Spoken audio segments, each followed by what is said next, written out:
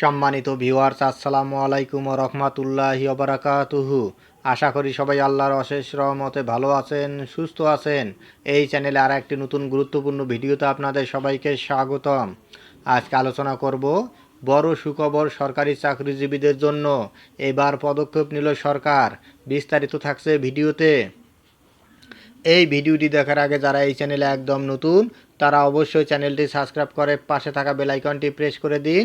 আর যারা ইতিমধ্যে সাবস্ক্রাইব করেছেন তাদেরকে জানাই অসংখ্য ধন্যবাদ। বড় সুখবর সরকারি চাকরিজীবীদের জন্য। এবার পদক্ষেপ নিল সরকার।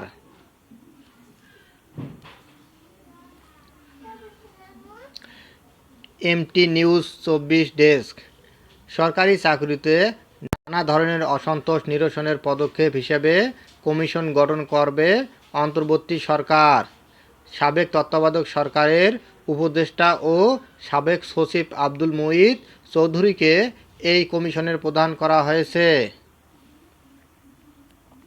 সোমবার 16 সেপ্টেম্বর অন্তর্বর্তী সরকারের আইন ও বিচার সংসদ বিষয়ক উপদেষ্টা অধ্যাপক আসিফ নজরুল এ তথ্য জানান। আসিফ নজরুল বলেন, বিগত 15 বছরে আওয়ামী লীগের শাসন আমলে সরকারি চাকরিতে অনেকে নানাভাবে বঞ্চনার শিকার হয়েছেন, পদ বঞ্চিত হয়েছেন, পদোন্নতি বঞ্চিত হয়েছেন।